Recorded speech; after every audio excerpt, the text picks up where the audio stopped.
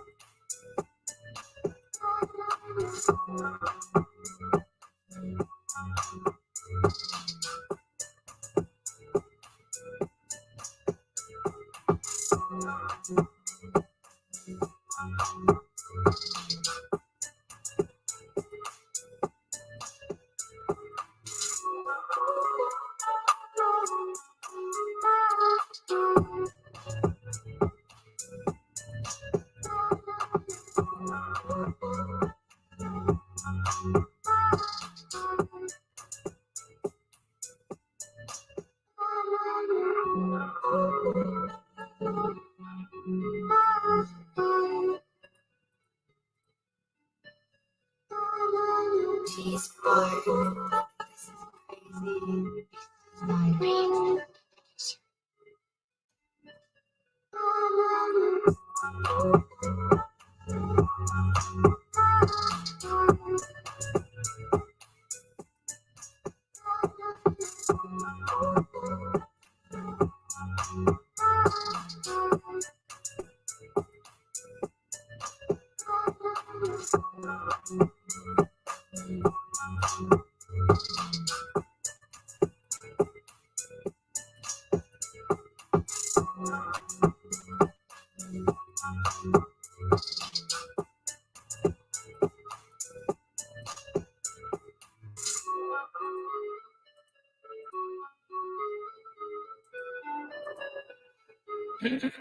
Give me a few minutes, y'all. I'm about to get started in a second here.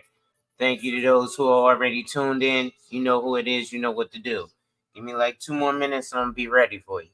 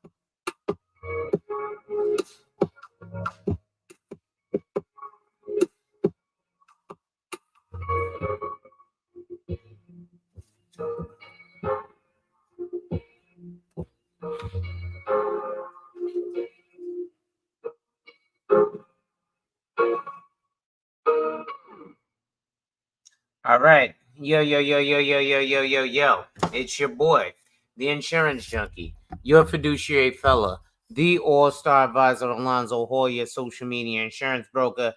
And I'm here today to whap and tap on your head with an ADH wealth solution article. So today, as you see the title, we're going to be talking about a few different topics. Topic number one here is an article from Yahoo Finance addressing the changes to some of the IRS rules regarding your 401k and the treatment of that. So we're going to get into that. I may talk a little bit about PPLI, which is private placement life insurance, which is something that a lot of people diminish in terms of life insurance because they think life insurance is only a check when they die, not a check while they're alive. And it's been done that way so that it keeps the poor people poor and the rich people rich. And then they tell you to do things like invest, invest, invest. And the banks aren't doing that much investing. But we'll get into all of that momentarily.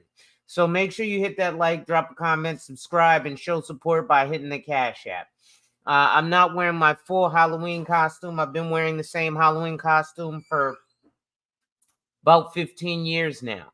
And my Halloween costume that I've been wearing this since I was in Macy's. Usually it's a tan suit, but I started with the tan suit because I was working at Macy's Herald Square, and I was in the furniture department.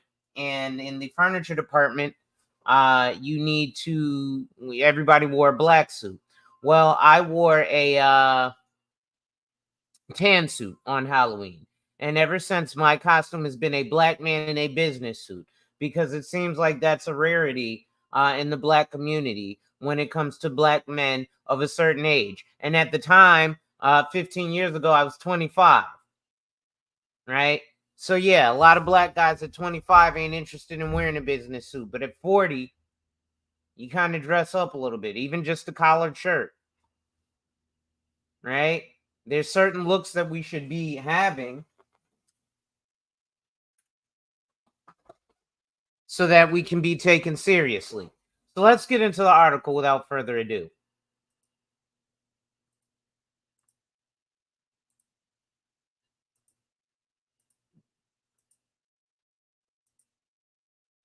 So you can see here, let's make the article larger. So you can see here it says the IRS just made a ruling on 401k company matches that will change the way Americans apply contributions. Now, I haven't looked at this article. This article just came across my feed because I subscribe to, obviously, a lot of financial stuff. Yahoo Finance, Bloomberg Markets, Wall Street Journal, Axios, Think Advisor, Advisorist, Financial Advisor Magazine, The Real Deal. How many of your real estate agents subscribe to The Real Deal? In fact, before I go there, just because I do need to suit up, TWP. I would suit up, but I was just at home. I wasn't outside. I'm going to pull up a Google article as well, and we're going to look at what The Real Deal is, because there's a lot of these real estate agents and realtors out here who are top realtors because everybody's itching to buy a home. Everybody's itching to get into a payment till death, aka mortgage. But let's look at this ruling on the contributions of your 401k. And this was written by Christy Bieber, October 30th, 2024. So this was written yesterday. So, what if you had the flexibility to choose how your 401k match? One company has just started allowing it. The IRS ruled that employees at an unnamed company can designate a portion of their employer match to student debt payments or health reimbursement accounts in addition to their traditional 401k. Now, when we go through this, I'm going to tell you two accounts that kind of already beat the bejesus out of this. But again, the federal government and the companies want you to go into these things because you're going to stay alive until what's called FRA, full retirement age, which means that you're going to be the revenue that the government gets. Kamala Harris talking about unrealized capital gains on people $100 million or more. They're just going to privatize. You don't have the ability to do that. We'll talk about that later too. So don't miss. Social Security isn't enough. Start collecting monthly retirement rent check. Oh, never mind. That's in August, the IRS provided the so-called private letter ruling to the unnamed company, stating that they could offer workers more flexibility with their 401k accounts. At the beginning of each year, employees can decide where to allocate their funds. If a choice isn't made, funds will automatically go into an employee's retirement account, which is something that happens now. The funds already automatically go into your retirement account. Okay. Now, here's the thing. Right? They're making this so-called designation, but there's a product that already allocates money to your health care after you leave. Right? There's also one that's more guaranteed and doesn't lay the investment risk on you. See, right now, the investment risk in your 401k is on you, the employee, not on the employer and not on the insurance company.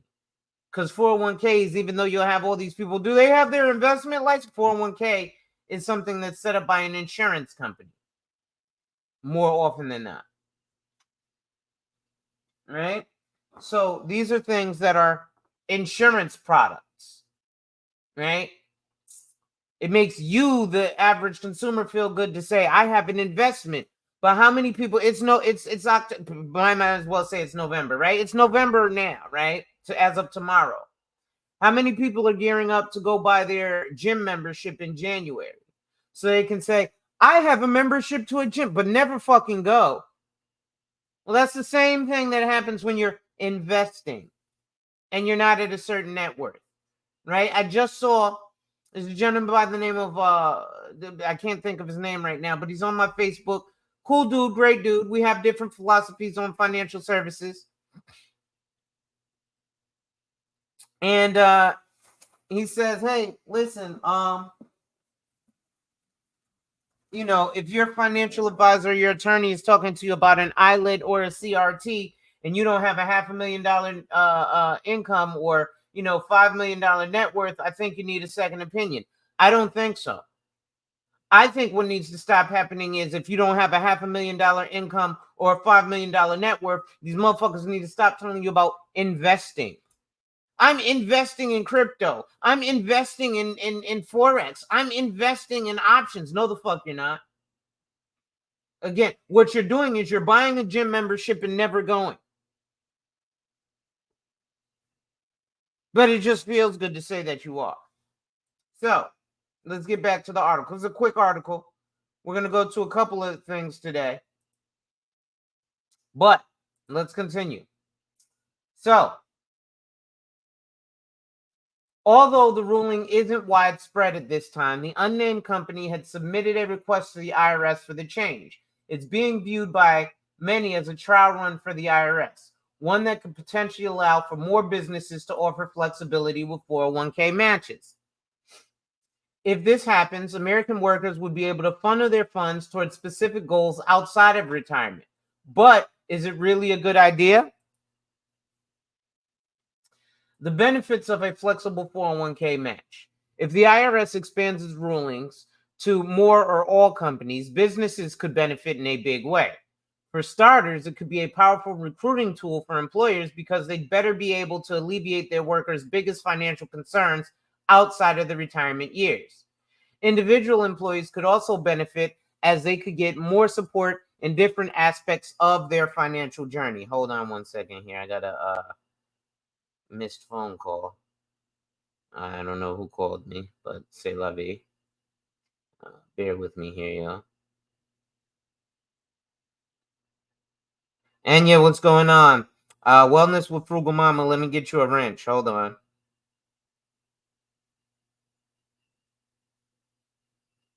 Let me share this out to a few folks. And ladies and gentlemen, please share. This is definitely information your average American ain't getting, and they definitely need this. Let's see. Let's do boom. And that should be good.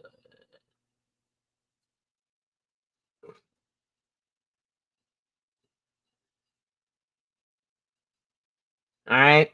So please share this out to the general public because this is important information. And again, when I beat you in the head with what this is things that, again, it's really more beneficial to the business than to the employee. See, it's a tax write-off for most businesses. It's an it's an employee benefit. So there's a tax benefit to the companies for doing this. Now, there are high fees and administrative costs to implementing a 401k. But you in the 401k, you absorb all that investment risk. So you'll be in like the target date 2035 fund or the target date 2045 fund or the target date 2050 fund. Yeah, I got to start looking 20, 30 years down the line now because the target date 2030 fund, those folks are already, that ship has sailed if you're retiring in 10 years or less, right? So let's look at the target date 2045 fund where it's 20 years. The target date 2050 fund where it's 25 years, right? If you've been working since the year 2000 and you were in the target date 2030 fund, I'm sorry to tell you, the ship has sailed. There's really not much room for you. It's just like if somebody says, hey, I have a 15-year-old, I want to start a 529 college savings plan. Unless you got $500,000, it's really difficult to make that make any sense. But individual employees could also benefit as they get more support in different aspects of their financial journey. Fidelity reports that roughly 22% of employees don't claim their full employer match on 401k plans. Well, there's a reason why. Most people cannot afford to fully contribute to their 401k in the amount of about $25,000 per year. But let's think about something real quick. If you can afford to put $25,000 a year away into a 401k, then that means that currently you're living off of substantially more than $25,000. Let's use the 4% safe withdrawal rule. The 4% safe withdrawal rule means that if you withdraw 4% out of your 401k, assuming that it's $1 million balance, you're pulling $40,000 a year out. But if you were able to contribute $25,000 a year into your 401k, it's likely to say that your after tax dollars were substantially higher than $40,000 a year. Now, the idea is that when you go into retirement, your expenses are supposed to decrease. That's absolutely false. So there's a few stages that you go through when you go into retirement. The first stage you go through when you go into retirement is something called your go-go stages. In Black America, there's a lot of Black women who go through the go-go stages, not a lot of Black men, because a lot of Black men don't prepare for retirement. A lot of Black men's retirement plan is, fuck it, I'll get there when I do. A lot of Black men's retirement plan is, I'm going to work till I die. Then they get fired because they're 65 and they fall asleep on the job. You think these young whippersnappers or the board of directors at your job doesn't get a cut of the employee benefits that you just got cut out of? Or maybe your union. These are things that are all real. Black men don't plan for retirement on a majority basis. Black women tend to plan for retirement in some aspect or another, right? So first is your go-go stage. What is the go-go stage? Shit, it's like when you graduate high school and you finally go off to college, right? Most of my followers here are at least 35, so we've all had that experience of graduating high school and possibly going off to college, or just not having to get up and go to school every day, right? The world changed. Oh shit, I got free time. I got all this stuff. I could just do stuff. What do you think happens when you retire? You've been working hard and having to go to the salt mines every day, 6 days a week for the last 45 years, for the last 25 years. You're in the go-go stage because now you're like, now I have time and money. I'm going to go shopping every day. I'm going to finally go on those vacations and trips I wanted to. I'm going to finally buy that fancy car I wanted. So that's the go-go stage, right? Then there's your slow-go stage where you're like, okay, I done did all this, that, and the third.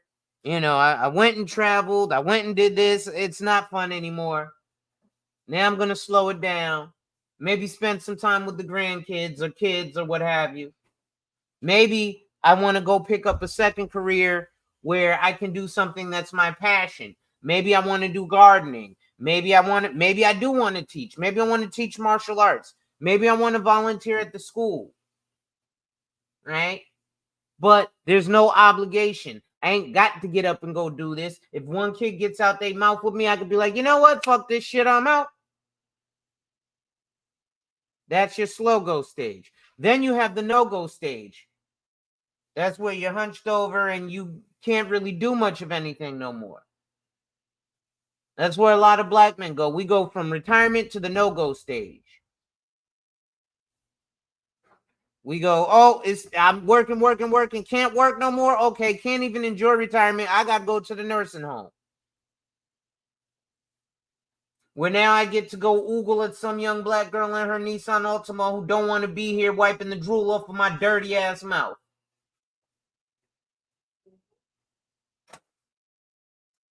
Did you feed the cat? No, I did not. So I washed this bowl because I was gonna give him soft food.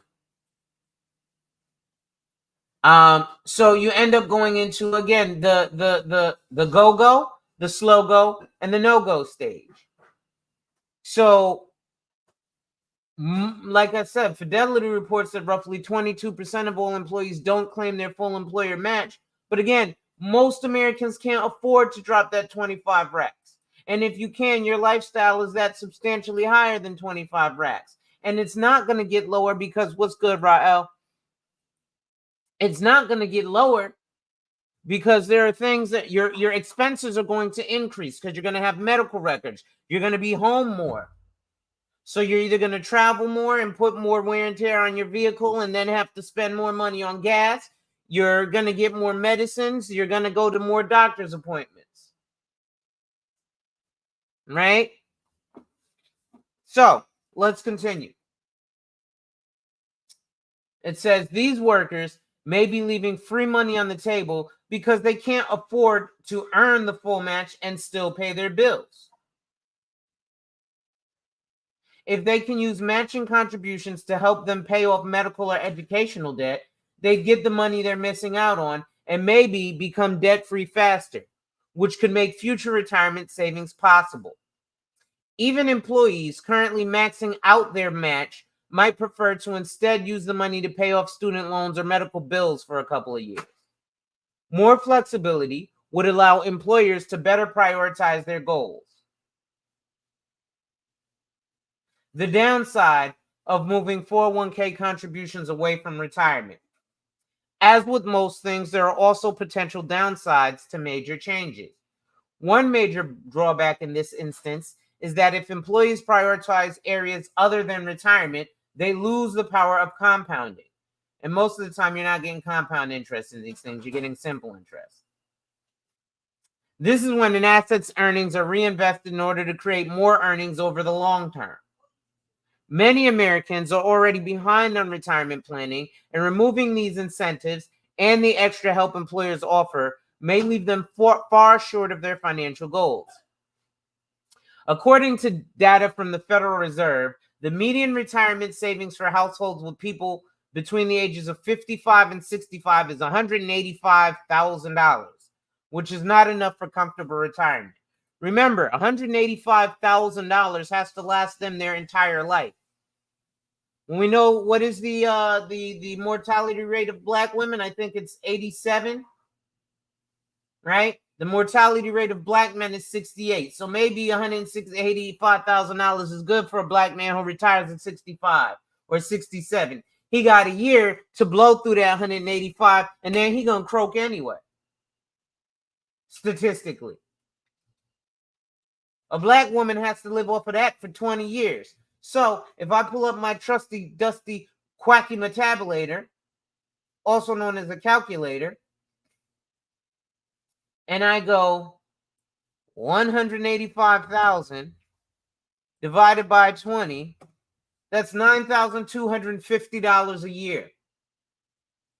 See, that shit don't sound nice when it's broken down, right? Again, it's kind of like how people were criticizing the whole $750 per person to the Appalachian Mountains versus you sent X amount of $1 billion to Ukraine. We don't know how that broke down per capita. And no, I'm not trying to bring politics in this because I'm a registered independent. So I vote for whatever politician is going to do what I need. Just like when Obama ran the second time and Mitt Romney was going to privatize Social Security, that meant I was going to sell more retirement accounts. So I liked Mitt Romney over Barack Obama because he was for the poor people. Maybe if we stop voting for the people who are the poor people or for the poor people, we'd stop being the poor people. Black Rob, what's going on, bro? I don't know if you have a wrench in here, but I try to give everybody a wrench. I'll get you a wrench momentarily. Right? Bronze Flat Power, what's good? So again, they're talking about the way that 401k contributions are done, right? Black Rob, give me a second. Let me get you a wrench in here.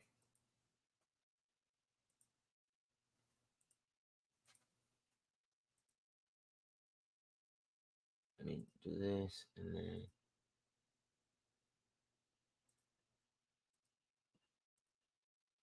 All right.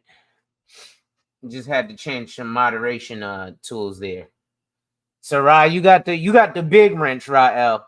Other people have a wrench, but you have a managing wrench. So if anybody gets out of line, I already know my man will take care of it. I bring it every day. What's going on?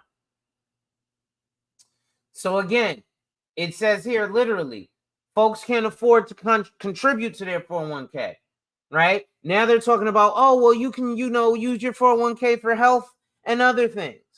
Yeah, that's cool. But there's other products there that may go ahead and beat that. Now, in addition, a whopping 1 in 4 Americans have nothing saved for retirement, including 27% who are already retired, according to previous data from the Fed. Gotta love some Brooks Brothers, right? Just so you know, Brooks Brothers partnered with Fila, so they do have streetwear. It may also be too tempting for workers to prioritize student loans or medical debt in an attempt to eliminate a monthly bill or become debt-free, even when they'd actually get a better return on investment with retirement investing, especially since student loans often come with affordable tax-deductible interest and are designed to be paid off over the long haul. Student loans are created to be a mortgage now.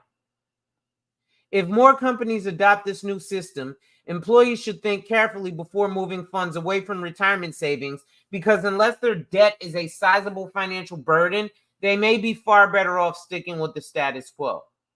I'd beg to differ there. Right? I'd very much beg to differ there. You don't like Brooks Brothers? I bring it every day? I mean, I wear custom now. Well, not bespoke, but custom, made to measure. So everything to Trib was going on. So a lot of the blazers and soon to be shirts I wear are from a small tailor out here. You know, I'm paying a couple of grand. Street cred. Yeah, Brooks Brothers will give you street cred, all right. Wall Street cred. It won't give you. I can't buy nothing with street cred.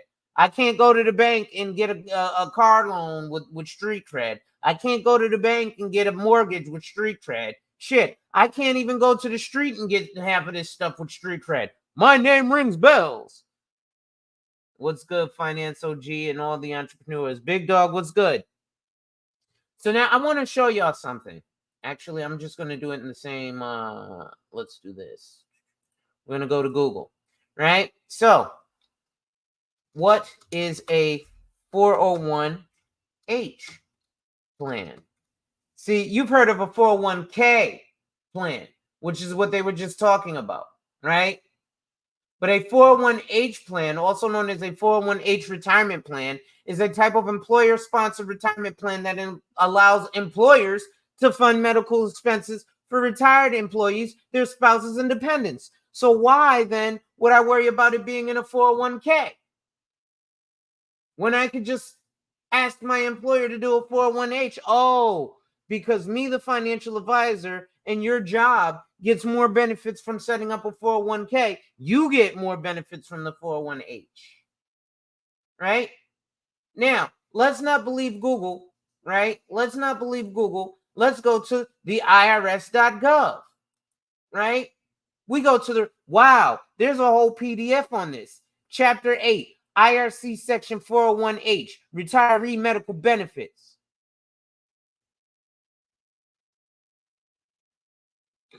Right? So this is already a publication since 2001. Since 2000. Since probably before that. Section 401h of the IRC code permits a pension or annuity plan to provide for payment of benefits for sickness, accident, hospitalization, and medical expenses for retired employees, their spouses, and dependents. Wow. So you mean to tell me everybody 401k, 401k, 401k? Ain't nobody but nobody talking about the 401h. I wonder why. See, I got black men who I talk about business with. And I got black men who will back up what I was saying. The word, what's going on, brother? I got black men who will back up what I was saying in regards to the fact that black men don't plan for retirement. Black men, we don't. By and large. Yes, there are a few of us. But if I talk about a collective, the truth is we don't. You know how I know? Well, there's a gentleman who belongs to a craft that I belong to. SMIB, hence my name. So moted B. AARSFM. If you know, you know. Right? The brother came to me when I was 27. And the reason they approached me is because I sold life insurance. And they said, hey, bro, you sell life insurance. We need to talk to you. We need to bring you into the fold. Right? And this gentleman said to me, he was 43 at the time I was 27. He said, hey, y'all brothers, do y'all talk to each other about retirement? Or just the latest Lil Wayne verse? Right? And yes, he said it disrespectfully as Feezuck. Why? Because he wanted to get into my head. Bro, I'm 43 years old. I'm telling you right now, I was 27 yesterday. As now that I'm 40, I remember 25 like it was yesterday. That 15 years went by so fast. And yet, and still, we don't plan for these things. By and large, are there black men who do? By all means, yes. Are there black men who don't? By the majority, yes. And so the idea is, if I have to bring it to you disrespectfully so that you get pissed the fuck off and be like, oh, and then you finally realize, yeah, I brought it to you and I delivered it to you, because if I delivered it to you the way that I've been delivering it the past, in the past, because I have people in my own circle, especially on my Facebook, man, you're cursing. I don't think that's going to be received well. Well, for some odd reason, when I was bringing it to you motherfuckers the light way, nobody wanted to listen. Now that I'm like, fuckity fuck, you're so concerned. Oh, that might affect your business. I said 10 years ago, the word retirement needs to be a part of the conversation in our group. You need to be forward thinking to be present in the present. Again, Ra, I'll be right back. I'm going to get something to drink. But think about that thing that I posted. There's a man in Pakistan worth $200 million who wants to have his family build a world-class hospital. When does he want that done? Not today, not tomorrow, not in the next 5 years, not in the next 10 years, not in the next 15 years, not in the next 20 years, not in the next 50 years. In the next 300 years. I'll be right back. I got to get something to drink.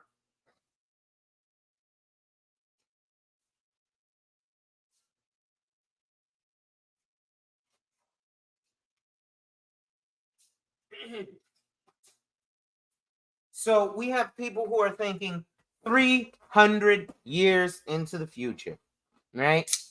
And I just showed y'all a 401h plan, right? So that means that your employer, you don't have to have Cobra. Why would you get Cobra? Because the company gets paid off of that. Company gets shit tons of tax breaks. And most of the time, the people who are aware of that, they're not going to the people who sell it or who are licensed, they don't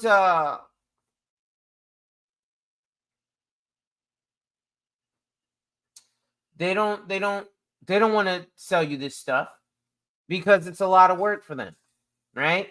I'm one of them. I want to sell you this stuff, but motherfuckers don't want to listen to me. They don't want to pay my little fee. They want to get a bunch of knowledge, but they don't want to come over here and do this shit in real life. I get texts all the time. Zoe, I ain't forgot about you. Fuck forgetting about me. You fucking yourself. Because all you're doing by waiting is increasing the price. Right? Imagine if you go to McDonald's and you say, hey, I want to order some French fries. And they say, okay, that's going to be $4.99 for an order of large French fries. And you go, oh, wait. I want to wait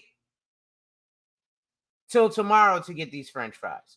Okay, but tomorrow the sale on French fries is going to be gone. So you can wait, but tomorrow it's going to be $4.99 for, instead of a large order of fries, a small order of fries. No problem. Then you come back tomorrow. Yeah, I'd like to get a large order of French fries for $4.99.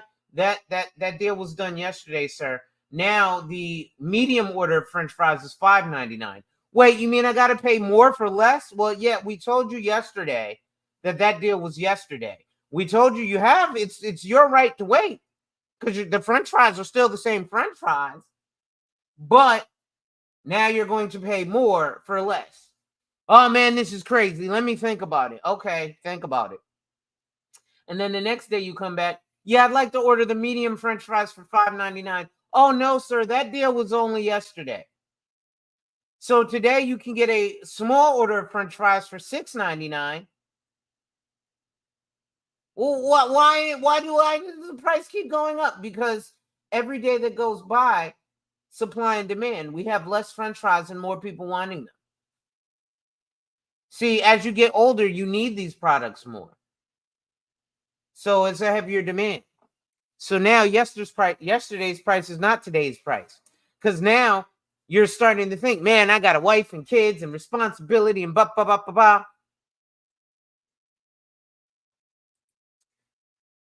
Their favorite rapper using all type of language. Blacks love to pick the wrong time to clutch their pearls. Meanwhile, rappers are twerking at political rallies, and they say nothing but yawns. No lies. Right? This is what we do as black folks. Can't be mad at them telling the truth. Right? Let's share one more thing.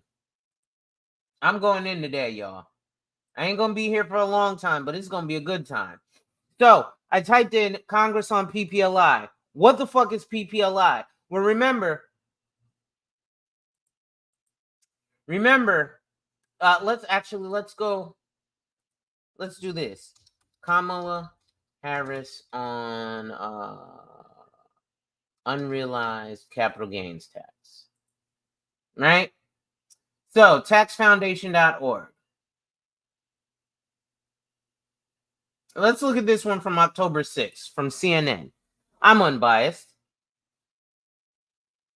It says, ignore social media. Here's what Harris's unrealized capital gains tax proposal means for you. A tax proposal embraced by Vice President Kamala Harris that is meant to target the wealthy is getting attention in an unlikely place for wonky policy debates. But most posts ignore the fact that the plan would only impact those whose net worth is more than $100 million or less than 1% of taxpayers, and falsely suggest that all homeowners should fear the new massive tax bill. Well, remember I told you that they would just go private, right? That's what I said. They would just go private, right? So, 100 million or more, right? Congress on PPLI.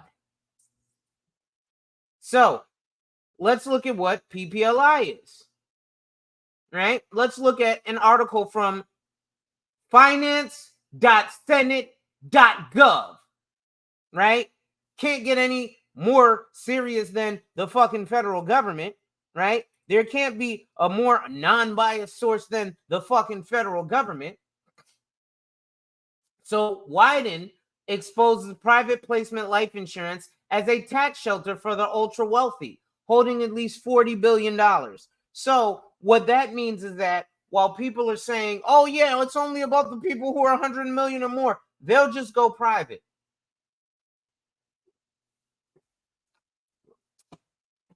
You, the average American, probably can't afford to go private.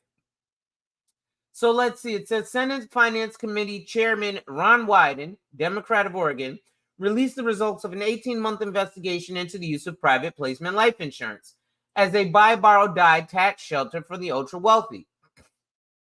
The investigation, the first of its kind, found that PPLI, private placement life insurance, that the domestic PPLI industry is now a tax shelter made up of at least $40 billion in policies held by only a few thousand individuals who have net worths reaching into the hundreds of millions or billions of dollars. So, just like Ronald Reagan and the trickle-down effect, they can't get the money out of the super rich, the 100 million or more, because they're just going to go private. They're going to go, oh, nope, my money isn't in those investments. My money is in life insurance, right? Marketing materials obtained by the committee from the largest PPL providers revealed how PPLI products were explicitly promoted as tax-free investments. Man, they sure enough say insurance isn't an investment. Keep your insurance and your investments. What are they telling the true 1%? Also, did you know that the 1% buy term life insurance? And those are the ones that are 1%ers because 1% of term life insurance pays out. I'll show y'all that too, since we're here. While y'all playing around, folks planning 300 years in advance to have power and influence. Right?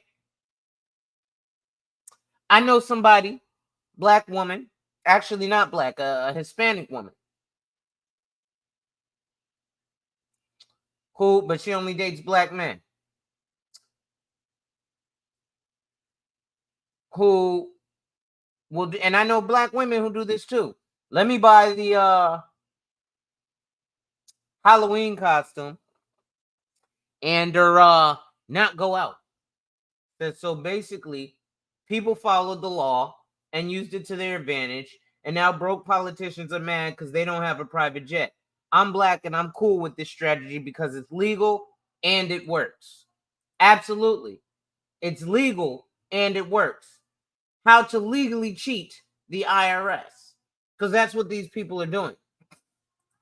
So again, PPLI products were explicitly promoted as tax-free investment in private equity funds and hedge funds. Wait. But they keep telling you not to invest in life insurance.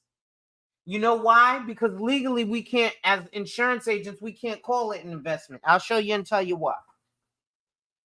Give me 1 second. Let me go get a book.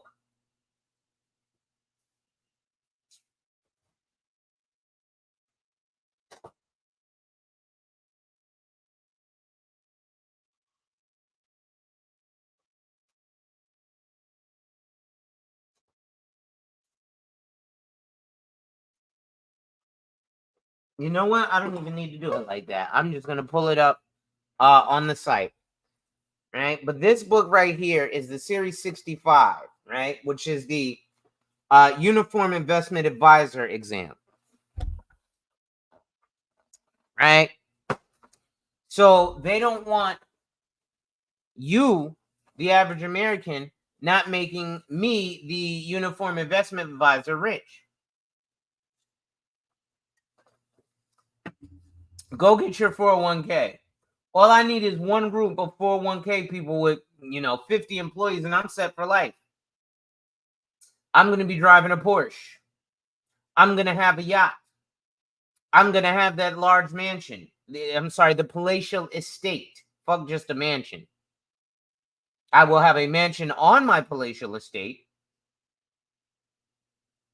But that's what I'm going to have. I'm going to have it one way or another, especially with the brothers that I'm rocking with. But, so this means that these hedge funds, they were tax-free investments in private equity and hedge funds, as well as a means to dodge income, gift, and estate taxes. Policyholders were also able to borrow against those assets at extremely favorable rates. Right?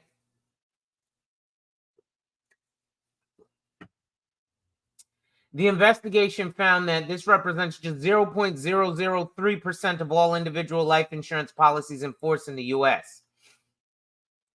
The IRS is largely unable to enforce investor control rules in place to prevent the abuse of tax advantage financial products like life insurance. At the moment, there is no requirement to report ownership of life insurance. Let's just take the PPLI. There's no requirement to report the ownership of life insurance on the tax return, allowing wealthy investors to use PPLI to shield lucrative investments in alternative assets from scrutiny by the IRS.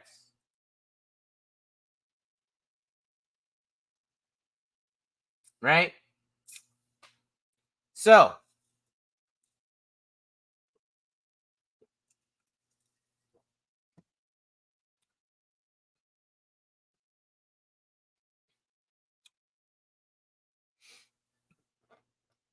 PPLI are actively promoted amongst ultra wealthy investors, yes. But let's see. The most powerful committee in the House is Ways and Means, which deals with tax policy. In order to change this, they have to change it through this committee. First, pass the House and have Senate vote against it.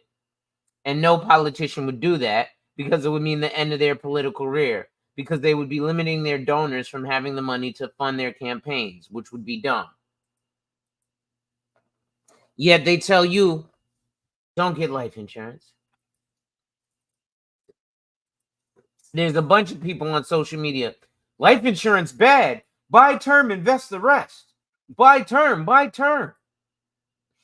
Right? Let's go there. Right? Let's see. Right? Because again, all too often, we're taught the bullshit at the academy. It's just blusterous Reddit designed to make people who fail at proper engagement planning feel better about being failures in life. Yeah, it is. It's boisterous rhetoric. But now check this out. Show you guys one more thing. I've shown this before. This is a Bowley report. So what I'm showing you right now is something called a balance sheet.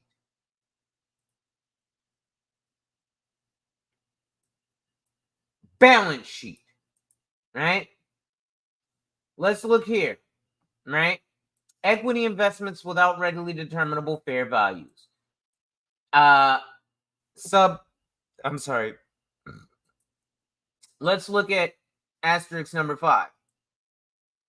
Include Federal Reserve stock, Federal Home Loan Bank stock, and Bankers Bank stock. So again, line 4, equity investments without readily determinable fair values is the stock market, which is what everyone tells you to go into. Everyone who wants to get rich off of you tells you to go into, right? And as you see here, this is from Bank of America National Association. That's what NA means. When you see Bank of America NA, Chase NA, Citibank NA. So this says dollar amounts in thousands. So this is billions of dollars that they're talking about here. Equity investments without readily determinable fair values. Right? $6.1 billion. Life insurance assets. In the general account, $2.9 billion. Wait, in the separate account, $19.4 billion. That's all good. So if they're putting basically $23 billion into cash value life insurance, but only $6 billion into the stock market, and yet they tell you buy term insurance. See, the only reason they have this and they call it an asset is because it's permanent life insurance. Think not? Let's go to Google. Again, trust but verify. Don't believe me? Go to Google. And since you don't need to, I'll do it for you. What life insurance is considered an asset? So, life insurance policies with cash value are considered assets, while the death benefit is not. So, whole life insurance, asset. Universal life insurance, asset. Variable universal life insurance, asset. Index universal life insurance, asset. Term life insurance policies do not build cash value and are not considered assets. However, some term life policies can be converted to permanent policies that accumulate cash value. So you consider life insurance as an asset when applying for loans, during divorce proceedings, or when underwriting a mortgage. If you sell your life insurance policy for a profit, the earnings are considered an asset and are subject to income tax. To reduce the amounts of assets in your state, you can use an ILIT. With an ILIT, the trust owns the policy and receives the death benefit. So the death benefit and cash value are not part of your estate. JP Morgan, how to use life insurance as a financial asset. We're going to look at this. But before we look at this, since we're looking at JP Morgan, what's good, bro? Since we're looking at JP Morgan, let's go back to this mail attachment here. Bank of America, Citibank, JP Morgan Chase Bank National Association. See, when you get money and you go to Chase Bank, what do they tell you? Oh yeah, we've got this mutual fund, this shitty mutual. I mean, this incredible mutual fund. Oh yeah, we've got that. You should invest in stocks and bonds, right? So let's look at what JP Morgan Chase does for their life insurance. So their equity investments without readily determinable fair values, $6.181 billion. General life insurance, $6.117 billion. Okay, so they put what, $60 million more into the stock market than their general account life insurance. Oh, but wait, separate account life insurance assets, $5.398 billion. So if I do the math, let's just see. 6117000 plus 5398000. So they put $11.5 billion into life insurance. And remember, this is guaranteed because this is the cash value of the life insurance. This isn't speculative. See, when they put this on the balance sheet, those numbers, that's why they say without readily determinable fair values. Right? So this number might not stay $6.1 billion. That's what they're assuming it is. But Donald Trump tweets something mean, and that's going to go to the tank. See, the reason stocks and stock options existed was so that Jamie Dimon, the CEO of Chase Bank, can make sure that Chase Bank is profitable. So that when he parts ways with the company and sells those stock options back to the fucking company, they're worth more than when he got them. But you, average American, ain't got no way to really make a difference. Right? I grow tired of hearing people, I would never invest in Jordans. I mean, I'll invest in Jordan stocks, but I would never buy Jordans. Well, then that's the stupidest thing ever, because if you don't buy the product, the stock becomes worthless. What's going on, Riaz? Right? Class in session. When I talk, they listen. But you know how I go. Real niggas pay attention. Right? So, one more. Let's take a look at what JP Morgan Chase Bank is saying here.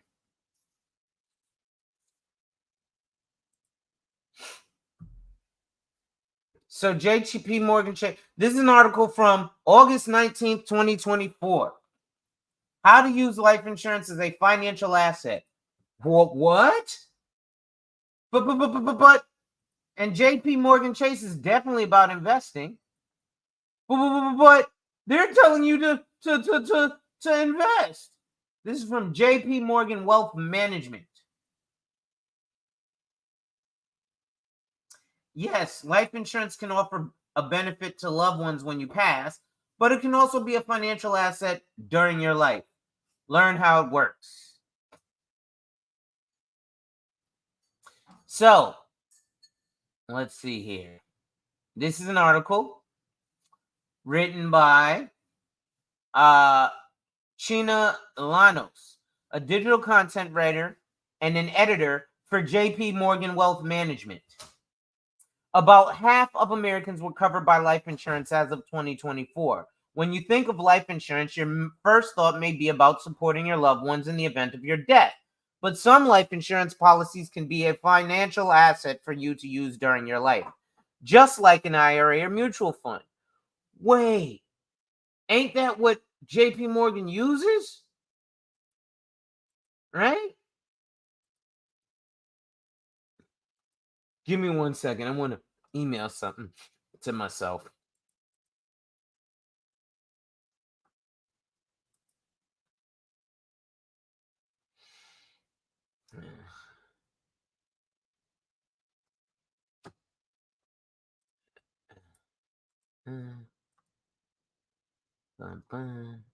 Paste, send. All right. So, these life insurance policies allow the owner to build cash value over time and provide access to cash value. In some cases, you can take a withdrawal, and in others, you can borrow against your policy. And if you do it right, you can avoid a tax liability too. Why are all these other investment folks talking about invest? Because they get rich off of you investing. You don't get shit out of it. Of course, not all life insurance policies are created equal. If you're shopping for a policy that's right for you and you want to make sure you're choosing one that can serve as an asset, you should only consider policies that have a cash value. Typically, only permanent insurance policies fall under this umbrella. Term policies, which are generally less expensive, and valid for a set number of years, don't offer the ability to grow money in an account that you can tap into. So here's a breakdown on some of the policies that can serve as an asset, how it works, when you want to tap into them, and what to watch out for. The life insurance policies that can serve as an asset. Permanent life insurance policies enable you to invest in conservative investments like mutual funds or ETFs. You can choose how you want to diversify your investments, allowing you to curate your policy to meet your risk tolerance and goals. Because of this, permanent life insurance can serve as a hedge against market risk. Rael, what did I come into this space talking about? Hold on. Rael, if you're still here, what did I come into this space talking about? And when I say this space, I mean the Black Manosphere. If he's still there, right? I came into this space talking about two things that Black men need to do. One, I came into this space talking about, yes, our attire, because Kevin Samuels was one that I ran into. And you can ask my wife. She used to be like, oh, this guy is an asshole. I see why you like him. You're an asshole and you like to wear suits. Right? Now, the next thing is, I also said that I have hedge fund aspirations. Now, back when I first had my hedge fund aspirations, I was like, oh, I need to go get the Series 7 and the this and the that and the this and the that. And I'm realizing that may not be necessary. And see, Worker, what's going on, brother? You know why that may... See? He said, listen, I first came in talking about hedge funds. Right? And I'm talking about life insurance. Everybody, crypto and smack a Bitcoin and I want to invest in this ETF fund. I'm trading options and I'm trading Forex. Blah, blah, blah, blah, blah. Well, I just showed you what the fucking rich people are doing. Right? The rich people are investing in... That's their gambling. So what you're doing is you're gambling when you're investing in Forex and crypto and all this other shit. You're gambling. That's all it is. That's why the wealthy can afford to do it, because they have the risk tolerance and the time horizon, right? Prime example, old Miss Johnson plays $40 a day in numbers. Why does she do that? Because she has the risk tolerance, right? If we do the math, right, and I think you can only play the numbers for 6 days a week, so 40 times 6. So she spends about $250. What's good, Prince Pierre? She spends about $250 a week on the numbers, right? Or 240, right? But she can stand that. If she loses that $240, it's not the end of the world. She's still going to be able to get her medicine. She's still going to be able to go, get her my ride to the doctor. She's still going to be able to have her rent covered, probably because of social services program that you and I's tax dollars are also paying for, but she paid into by working for all those years, right? But now let's say we move that from just up $20, so $60 times 6. Now that's $360. That's $120 that's beyond her risk tolerance. Because if she spends that extra $120, now she can't afford to go and to the doctor and pay her copay. She can't afford her medicine from the pharmacy. She can't afford to pay her rent. She can't afford to be the loving grandma that give, hey, baby, you need gas money? Hey, baby, you want some snacks? Hey, grandbaby, let me take you to McDonald's. None of that, because now she's beyond her risk tolerance. If she plays that $240 a week and don't win, it's not the end of the world.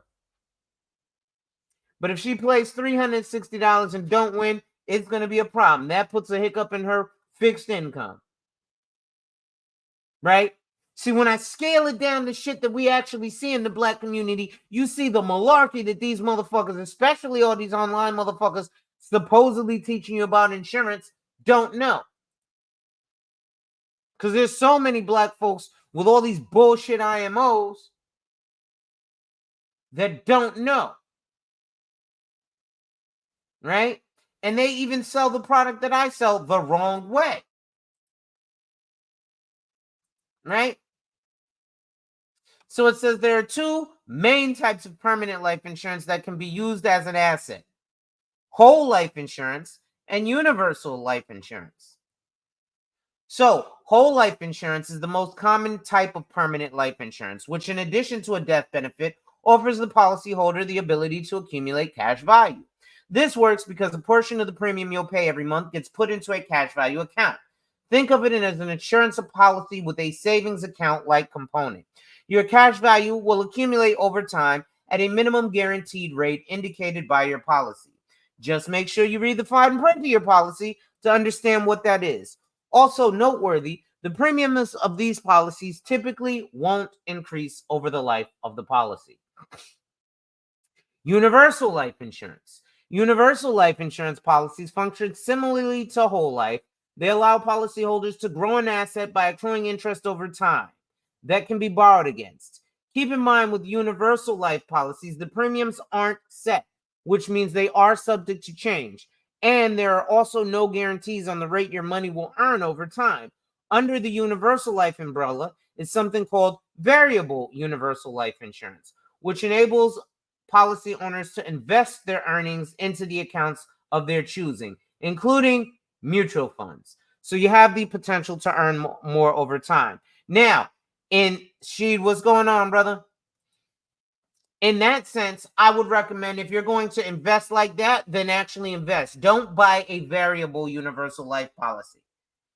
An indexed universal life policy is probably my favorite. I wouldn't buy a traditional universal life policy. A traditional universal life policy, garbage. Indexed universal life policy, top of the top. Variable universal life policy, garbage.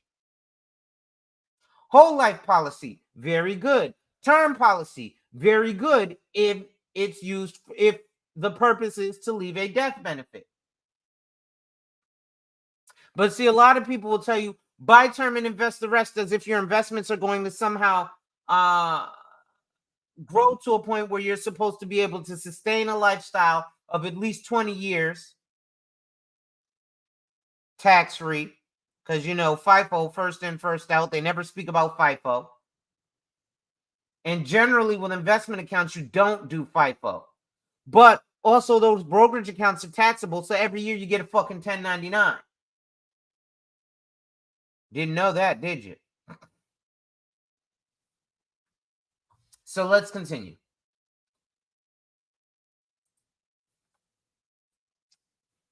So there are several ways to use your life insurance as an asset. As you contribute to your policy over the years, you earn the ability to borrow against what you've saved. Also, all your earnings are growing on a tax-deferred basis. Here's a look at some of the ways to maximize your asset potential. Take a loan from your policy. You can borrow against the cash value of your permanent policy. Just read the fine print if you go this route. The interest rate can be fixed or variable and is set by the insurer. Also, if you take a loan against your policy and it's not paid off at the time of your death, any outstanding balance that you owe gets subtracted from your balance of what your beneficiaries inherit. So again, the wealthy use that buy, borrow, die strategy. They fund a policy, fund, and then they borrow with no intent of paying the loan back. They die and they know their family's not going to get anything from it, but they don't care because they just put $50,000 in to get $200,000 out tax-free. Wait a second. How long have I been talking about this? How come none of these fuck faces online are talking about collateral assignment, infinite banking, because they don't even know how infinite banking works, right? They'll tell you, like this article, life insurance only builds cash value from your premiums. They don't know that life insurance companies invest heavily in bonds. They don't know that life insurance companies purchase stock options, and that's part of how they credit that interest to you. They just happen to have a team of people unlike I do, right? There's me and there's Prince Pierre from my firm. We're about the only people who are on social media. It gets very difficult because we look like a one-man army. All these other motherfuckers got following 500 and 600 people saying the same thing, coming on live with them, talking the same shit day in and day out. So they break into the algorithms and get a bunch of people to buy into them. Me and Prince Pierre have real lives. We use social media for business. A lot of these other guys use social media as business, meaning if they couldn't come online, they wouldn't have the ability to make any money because they really ain't selling policies. What they're doing is recruiting. Now, let's continue. So you can use your policy as collateral for a loan. Remember, I'm always saying, you could use your life insurance to buy a house. What is that? That's something called a collateral assignment. This ain't from me. This is from JP Morgan Chase Wealth Management. So yeah, I sell life insurance, but you don't think JP Morgan Chase Wealth Management sells life insurance?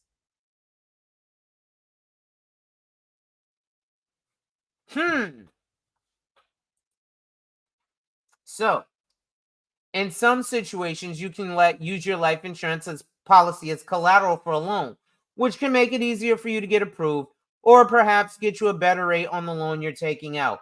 Essentially, your life insurance policy is serving as an asset to prove your trustworthiness as a borrower. But keep in mind, if you die before you're paying it back, whatever you still owe will come off the top before your beneficiaries see their benefit. No worries, no harm, no foul. Withdraw funds. Rather than, give me 1 second here. What's up, bro? I'm on live. What do you need? Huh? I'm on live doing a YouTube stream. What do you need? Just wanted from what we talked about. Any potential possibilities? Not at the moment. Kind of? Yeah, no, not at the moment. The ones I reached out to were unavailable. I'll say that to be nice. Yeah, well, try to reach into some more. Mike's being fit, you're going to get paid your job use to locate them.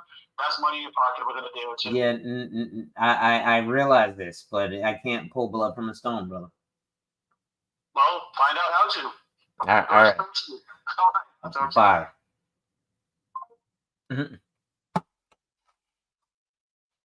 Anyway, that's actually some other business dealings that I've got going on. But such is life. And that's the thing. You always got to have your more than one iron in the fire. So where were we? You can withdraw the funds. Rather than taking a loan that must be paid back, you can simply also withdraw the funds. I wouldn't recommend that. Just note that if you withdraw the funds, if your withdrawal is an amount great enough to dip into your investment gains, you'll need to pay taxes. And like a loan, the amount you withdraw is money that won't be paid to your beneficiaries later because your withdrawal decreases the value of the policy. You have accelerated death benefits. So these are that living benefits everybody talks about. You really don't want to have to use this, right? But in the event of a terminal illness, chronic illness, or critical illness, like they say, you can withdraw anywhere from 25. You can't withdraw 100% of your policy's value, but 25 to 75% of your policy's value. You can surrender the policy or cash out, right? And I show you all the cash out portion all the time when I show illustrations. Now, it says to say that you're surrendering a policy is simply another way of saying you're canceling your coverage. When you do this, you get back the cash value you put in, less than any fees the insurance company may charge. Just study the fine print because carefully, in some cases, those fees might be quite high. Think of it as an early withdrawal from a retirement account. You know there will be penalties. With that said, if you no longer want to maintain your policy and have more pressing needs for that money, surrendering can be a solid option. Always remember to speak with your JP Morgan advisor or tax professional when you have any questions. So, let's see. Where are their sources? From investor.gov, from IBID, from FINRA, the Financial Industry Regulatory Authority, from Experian, 5 factors to consider before buying life insurance, from JP Morgan and from LIMRA, the Life Insurance Marketing and Research Association. So that's really all I got, right? So I'm going to drop the link in the chat for in case anybody wants to hop in and say anything. Give me 1 second.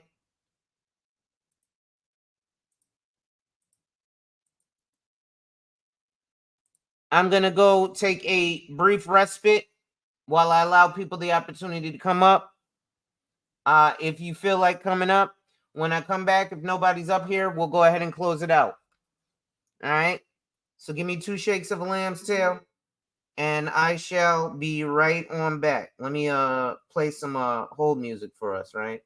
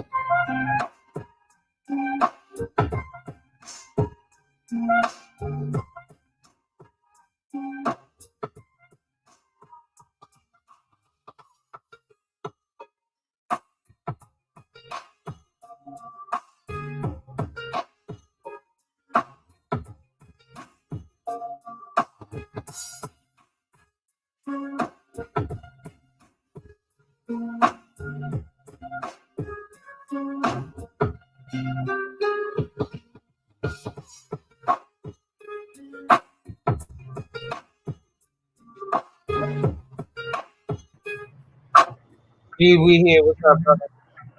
What's going on? Hey, usually I don't do this, but since it's Halloween, I'm dressed up as a truck driver today, man. As what's up?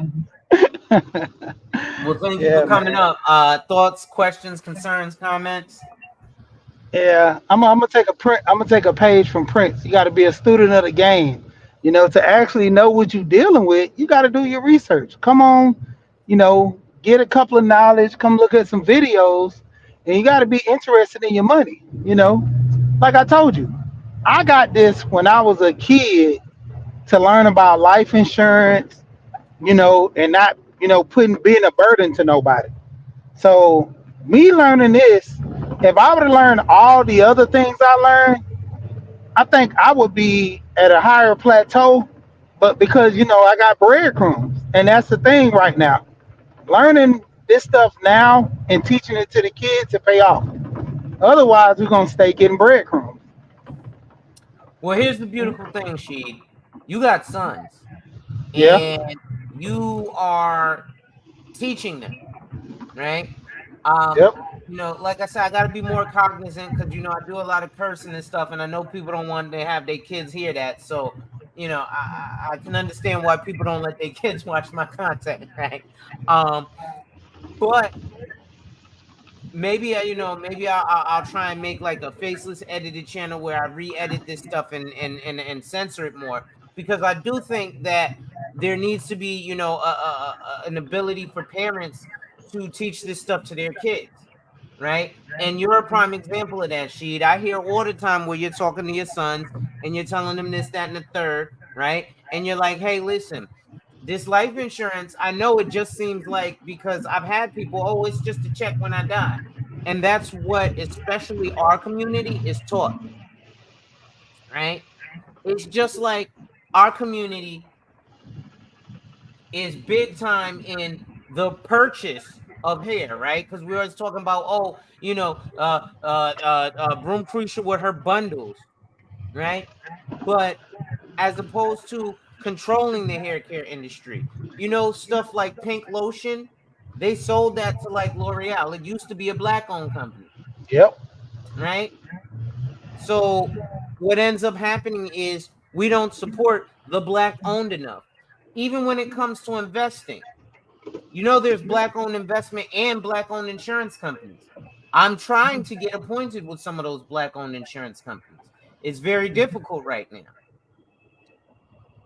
because either A, they have an extremely high standard, or B, like North Carolina Mutual, unfortunately, they're going out of business because they didn't get enough support,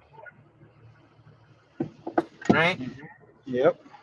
So I'll pause. I'll let you go ahead. I've been talking for an hour. Oh, no, you good. I mean, and that's what we get in our community. I mean, the lack of knowledge and then working together. I was just talking to a guy about the electoral colleges and all this dealing with the voting process, and it stems all the way back to the knowledge, man. Just like talking about with this life insurance, getting 401ks, you know, I kind of the 401k is a decent opportunity to, kind of work with your job. The benefits are great if your company match, they give you a percentage, but the main thing is long term. See, a lot of people are trying to take the easy way out and don't invest in themselves. Mhm. That's why I was saying when it comes down to it, and they were talking about, well, Trump's going to take away your Social Security. And I'm like, so we're dependent on the government to take care of us, especially when we die, especially when we get old. This should be things that we put in processes for ourselves to where we can be covered. And a lot of people are not doing their homework on this. You Mm, should be investing in your 401k because when you get old and ready to retire, Social Security is not going to be enough. Social mm, Security, I've talked to a lot of older people. One of my friends, he just died at 71, mm. and My he was condolences. telling me due to inflation, the pension that he got plus his social security, because he worked for a chemical plant when he graduated high school. Then no, my bad. He was drafted first after Mm, the draft, then went there after the draft. Because back then they drafted him. He didn't want to go, but it was a draft at that time when he was born. So he got entered in a draft, went to the military, got out, worked at a chemical plant for some years, then started moving around different jobs. He got a pension from that chemical plant because he was there for years. Ended up working other jobs. Social Security kicked in. The mm. amount of money that he had, I think they told him if he wasn't married, he would have got $4,500 a month. But because he was married, he got 35. So you get penalized for being married. I'm like, that's crazy. Then Well, on top of that, go ahead. the reason that they decrease it for the marriage, especially against men, is the assumption that they assume that your wife is going to outlive you, so they decrease your benefits so that there's what's called survivorship, right? So it's Uh huh. something called JWTORS, joint survivorship, with the right of ownership, right? So they're giving you less of a benefit, with the idea that you can when you decease, they'll still pay that benefit to your spouse. Now, here's a trick with that. Life insurance actually can beat that up too, right? So what we do is we call that the pension maximizer. So you take the full 4,500, right? And then when you pass, there's nothing there for them to leave to your spouse. But you got this big old life insurance policy. Maybe let's say, okay, he was getting 4,500. You know what? Instead of getting 3,500, I'll take 4,500 of that. I'm gonna put into a life insurance policy. It's gonna be a big death benefit whole life, that when I die, my wife is gonna get, instead of 3,500 or 4,000, she's gonna get $6,000 a month. If you care about your family. And as a man, that's what we're supposed to do, right? We're supposed to care about the continuation of our kingdom. So, hey, I want to make sure that my wife is good because my wife has my kids have my grandkids. I want my wife to have X amount of dollars so that when my grandkids are coming up, yeah, I know my sons are going to be taking care of it. But I know as a grandparent, if I'm a granddad, I want to spoil my grandkids because I get to. So I want to be able to make sure, hey, your grandma is going to be like, hey, baby, listen, your granddaddy left all this money. You want that new Mustang? I got it. Thank your granddaddy. I'm sorry. Go ahead, she. Oh no, you good. But that's the key thing. That's one of the things I wanted to say too, was that's the reason why I have so many policies. You know, the whole man is the protector and the provider. I get that. I could leave a little money for my wife. The main thing I'm leaving the money for is legacy. She already knows the process in which if anything ever happens to me, she has enough money to go put down or possibly buy small apartments. And that's my goal is for her to get an apartment to push that legacy to the kids and the retirement. When we went over the plan with my sons, that was the main concern. See, I want that policy to outlive them. If something tragic happens to my son, it's going to be bad, but I can have the money to bury and continue doing things. I could even have a charity open up in their honor from that life insurance where I can give to kids and give back, and that will be his legacy from that charity. Or more or less, like we had me and you discussing, we plan to where if they outlive the plan, you know, going into 30, 40 years. I got the plan when they was 10. Typically pay out what, 30 years? When them 30 years are up, they're gonna be in their 40s. I can take that, say, well, you're not gonna pass. This money can actually be set aside for your kids. Or even better, let's reinvest that money in another policy. Let's do another policy. Take that money, put in another policy. Granted, if you don't want to pay nothing, put the whole thing in that policy, let it mature over time. Or we can go a different route. You still put some on that extra with that policy and let it grow even more. See, You that's the know whole what? thing. Something that you were on a panel with me in a financial advocacy podcast. I didn't want to say this then, but I Yeah. thought about it now. So your sons, if I'm not mistaken, have the IULs. So there's flexibility of death benefit and premium. So your son that's interested in investing, what you can do is say, hey, listen, you got extra money. Put this extra money in your life policy. $25, $200. And he doesn't have to do it every single month. So he could say, hey, Dad, this month I got an extra $200 I want to do something with. Don't go opening a brokerage account and this, that, and the third. It sounds nice. And I'll help you if you need. Call me up. I'll show you how to create the online account so you can actually go in and say, hey, listen, I know my monthly premium is whatever it is. I can't think of what it is right now. I want to put $200 more. That $200 more is going to go straight to the cash value. So maybe, have him start doing that. And that can actually get him in the habit of investing. And then what happens is that's just going to speed up his cash value growth. Now, let's say 3 years, 5 years, 10 years down the line, he says, now I want to invest. I got this opportunity. Dad, can I borrow some money? Yep. Yo, Zoe, he needs to borrow $20,000. Okay, hey, fill out this paperwork. There's there's $30,000 in your cash value. There's $50,000 in your cash value. Borrow from that. You're borrowing from yourself, right? And so that's an option for him too. I just thought about that. I didn't mean to interrupt though. Go ahead. And see, that's the biggest thing. Like I said, that knowledge. Knowing that I can afford, knowing that I can do that, a lot of people just don't know.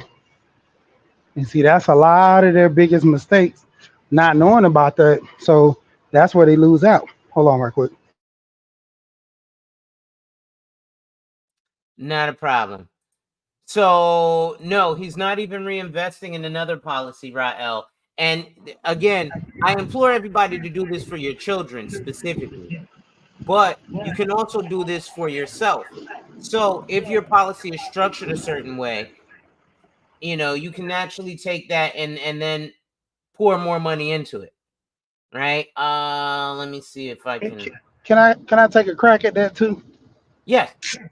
So this is the thing with that, Rael. You can always it's like playing the lottery. If you're always betting a certain amount, let's say you bet $50 a month on the lottery, and you increase your chances by betting more. That's the same thing with your life insurance. Now you already have your life insurance set to, let's just go $50 again at a $50 a month premium, and then you say, well, I want my money to mature more, so you can invest more. See, the thing is, once you set your money to a plateau, I mean, set your money to an amount that you invest every month, not saying you can exceed that. I think and it's a certain amount, I think it's up to a certain amount you can do every year. If I'm not mistaken. Well, I know So it's not that. I'm thinking that before 1K, you have a certain amount. no. So what happens is, depending on the face amount or death benefit of your policy, there is a certain maximum that you can invest in. So let me see if I can share something right here. I'm gonna try and I'm looking because I don't want to share nobody's name or nothing.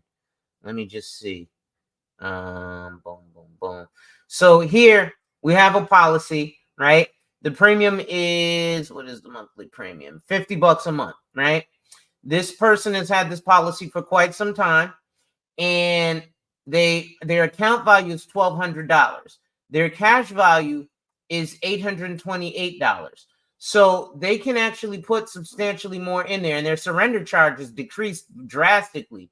So if they were to cancel the policy right now, they would only lose $460. So the target premium is $177, and the most he can put in there at one time is $1,500.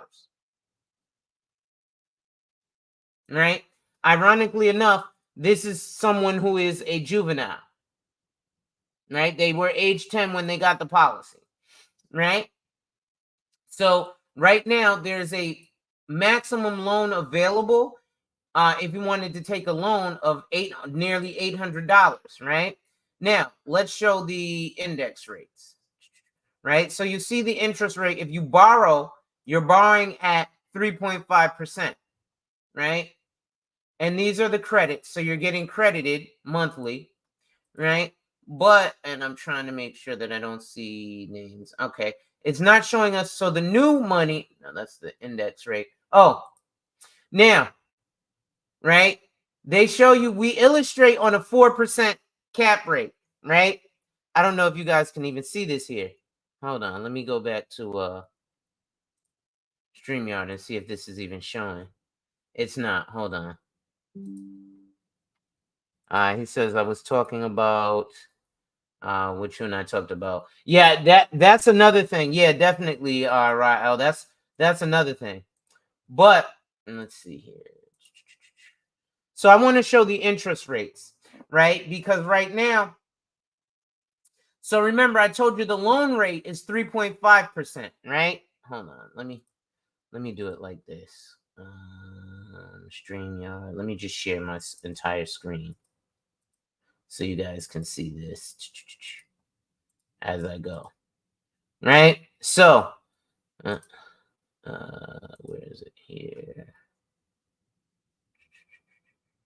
So, when you take out a loan, the interest rate that you would have to pay the loan back is 3.5%. Hold on, I'm going to make this larger so you guys can see this clear. Right? Interest rate is 3.5%. But then new money rate is 4%. Right? So that means that new money put in or new money coming into the policy is growing at 4%. So if I have a loan at 3.5% that I have to pay back, but the new money that's coming into it is growing at 4%, that means that I'm just getting 0.5%. That doesn't mean that I'm losing anything, right? So that's kind of what happens there. Sheed, any questions, concerns, comments so far? I know you were talking and I kind of hopped in. I want to make sure that I like to speak. Oh no, you good. You can keep cooking. Okay. So again, this is a scenario very similar to the one that we're talking about. It's a juvenile policy. Policy was purchased when the child was 10 years old. It's been enforced for a couple of years now. These are the actual numbers that are available. If the kid wants to borrow money, he can borrow 758. Now, his cash value this is your surrender value, right? So this means that if he borrows against, I also set this up, which is an increasing death benefit. So this means that all the cash value, the account value, God forbid something happens, that account value also goes to the death benefit. So God forbid something happens, he bought a $50,000 policy, but his family at right now will get $51,000. Now, we need to understand that the cash value is there for your surrender, but your account value is what you have to borrow against, and what you're gaining interest on, right? So if I show the interest rates, right? Remember, most of these things are illustrated at 4%, right? But this is what it's actually getting. He's actually getting nearly 10%. As of 11/25/2023, his cap rate was 9.2%. Did it go up a little bit? Yes, it went up to 9.5% earlier this year. Did it go down recently? As of the 25th of October, it did go down, right? But remember, it's compounding. So that index value just keeps going up. So now he's getting 9% off of $5,800, which is $129.02, right? Now, if he would have been in, it depends on what index he went into. And this is why we go into the S&P 500. If he would have gone into the Barclays, his interest he would have only gotten off of $257. If he went into the Morgan Stanley, his balance, the credit interest would have only been off of $2,300. If he went into the Russell 2000, his credit interest would have been off of $2,233. Because he was in the S&P 500, his interest credit is now going to be off of, as of 10/30, or as of yesterday, off of $5,813.67. Right? So again, his new money interest rate is 4%. Your guaranteed minimum interest rate is 0. 0 is your hero, because that means that if this S&P should dip below 0%, meaning go down, you don't participate in that 0 loss. You just don't get any interest credited, but you don't lose anything. Does that make sense to everyone? Let me stop sharing. Oh, wait. Yeah, that's the biggest thing. That's why I was saying about investing that way. I'm not losing anything, but if there's gains to be made, I'm benefiting from all the gains. That's where a lot of people lose focus at. Oh, I'm going to invest in the stock market. Yeah, I invest in the stock market. Let's say you have the money to buy 2 or 3 shares from the S&P 500. When the market lose, you lose with the market. But when you're doing your life insurance, when the people run around with this whole notion, you got to know how to play the game. Universal life, know what you're dealing with, know where your money's going, and there you go. I always look at the percentage. That's my biggest thing. That percentage is going to determine how much money you're making a month, and then you constantly keep and it's not like if I'm only investing $100 or $50 a month, I'm not only just going to make that money just off that 150 each month. It's the collective in all. A lot of people, like I say, just don't know. Mm-hmm. Well, again, so there's a lot of financial advisors out here who are also speaking the exact opposite. And let's be honest, insurance ain't sexy, right? I'll be totally honest. Insurance is a very, very boring topic, right? It's not sexy like investing. Investing is an exciting topic because you see the roller coaster, you see the ups and downs. You see, wow, well, Tesla was 4 cents and now it's $72. Yeah, but what went into making it go from 4 cents to $72, right? The only reason Elon Musk is such a bazillionaire is because he doesn't draw a salary. Everything he does is stock options. And so what he does is he uses those stock options as collateral. He goes into the bank and says, hey, give me $200 million based on what this Tesla stock is worth, which partially has a lot to do with Mercedes-Benz. Mercedes-Benz owns 10% of Tesla. If Mercedes-Benz didn't in 2009 give Tesla $50 million for 10% ownership, Tesla wouldn't be what it was. In China, Tesla is getting its ass kicked by BYD, Build Your Dreams. Woo. Man, those electric cars over there, you seen the ones that do 360, just like the Range Rovers do? Yeah, the The car will G-Wagons literally deserve to do a get that. 360. It damn near will park itself. I Mm-hmm. mean, even like, what is the company, Highway or Yahweh, the one that does the trifold cell phone? Mm-hmm. Yeah, Huawei or something like that. Yeah. Yeah, they're blowing us out the park. I mean, the thing is, keeping up with technology, keeping up with the money. we gotta adapt to the times. That's the oldest trick in the book is trying to stay comfortable and traditional. No, you gotta go with the modern approach. We That's like this whole thing about God said, "Oh, I want a traditional woman."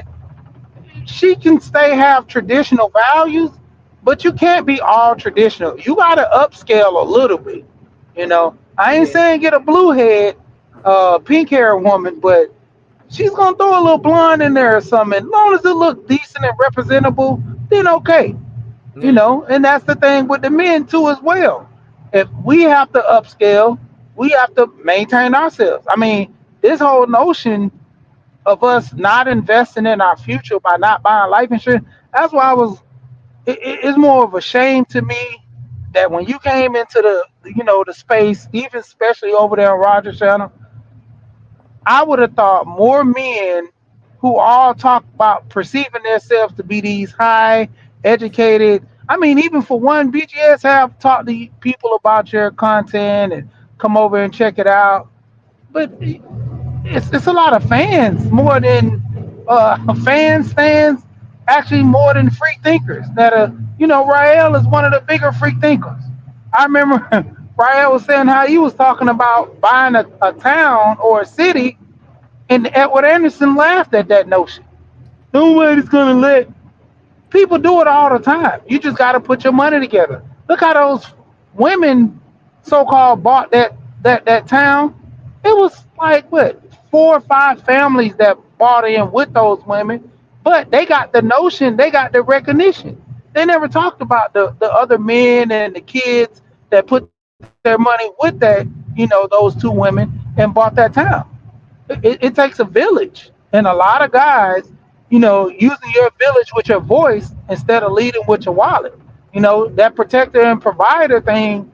That's what I said. The main reason why I got my life insurance, if anything ever happens to me, it's not just for my wife, it's for my kids as well. We talk about legacy. You know, what was his name? Swim Champ. I forgot. He changed his name so many times. He's over in China. When he was saying how the reason why he won't get a Chinese woman and marry her because his kids won't look like him, that set a big precedent to it. So if you're going to be thinking that way and doing that, then you got to have the money.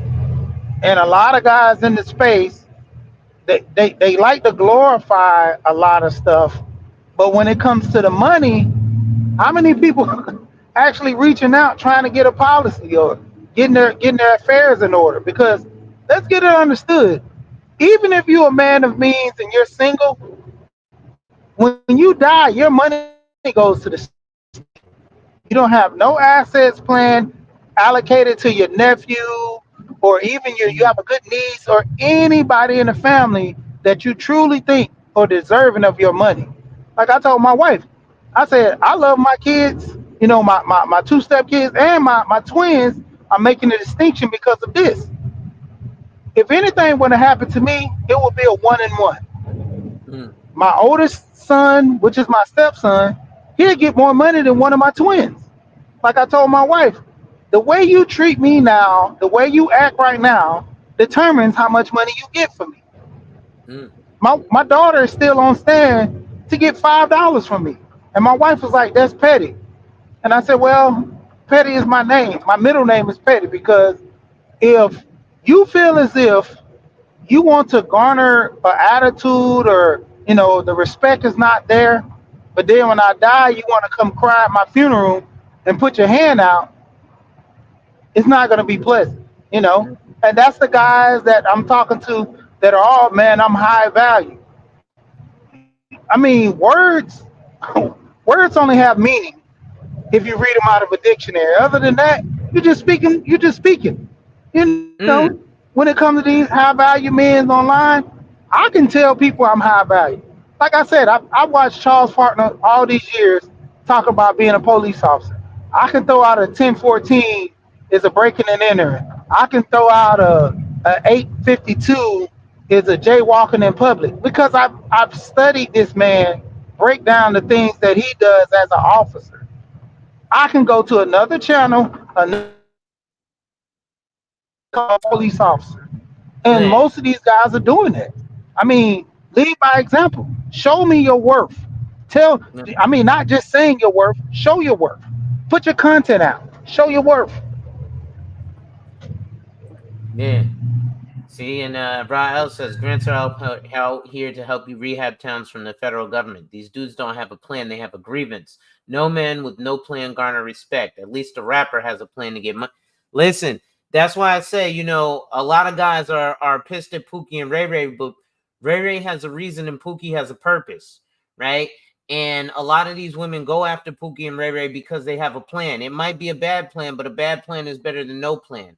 A lot of these guys are just like, hey, I got a job. Worship me, bro. It's 2024, right? And then a lot of guys are talking about, well, black men single and childless. Well, we wonder why black men as a collective have no power. Answer me this. And again, I'm not asking anybody particular. This is more of a rhetorical question, but out there watching live or in the replay, how many politicians have you voted for that have been a single person, man or woman, that have been unmarried? Very few, if not none, because you don't trust them, because they don't have anything to lose, nor do they have anything that they're responsible for, right? When you see someone with a family, okay, they have a family unit, so they can't just go act wonky, crazy, wild, because they got to go back and answer to their husband and or wife and or children. Right? They can't just be out here willy-nilly because there's a last name that they're taking responsibility for. Go ahead, She. Yeah, I was gonna even say this real quick. Even when you talk like that, if you ever notice these mob films, what do they always do?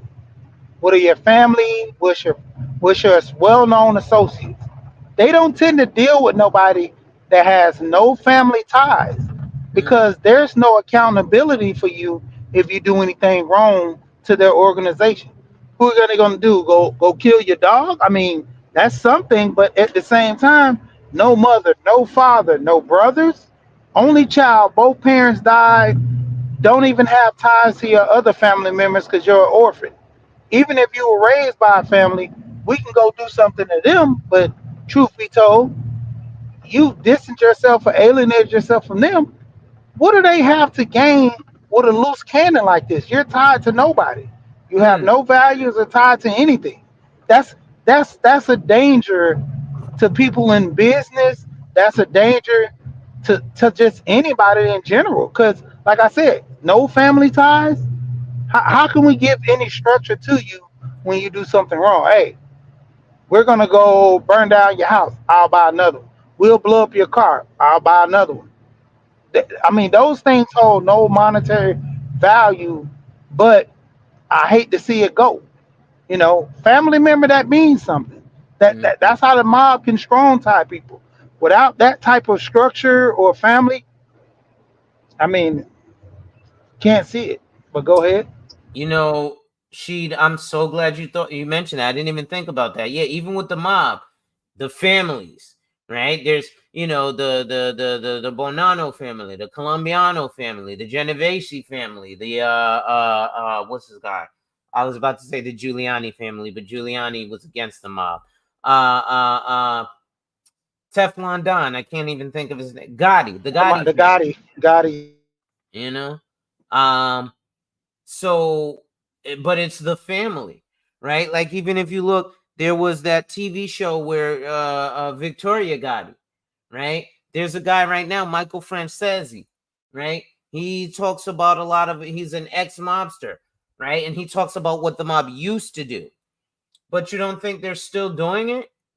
Yeah, they are. They've just changed. What happened was they got rid of Gotti because he was too boisterous and he was bringing too much attention to them, right? But we praise the rappers who Lil Durk. He literally told you on wax what he did. I stepped up to your brother. Your man was outside crying. We shot him in the face. Then we went to Chase Bank and did the Chase empty money glitch. Then we hopped in my car, license plate 12345R. Yeah. And then it's like, okay, you you understand that this is not organized families, right? Organized chaos. This is chaotic chaos, right? But I do it for my gang. There's a Michael Francesi. I think I put it on my TikTok.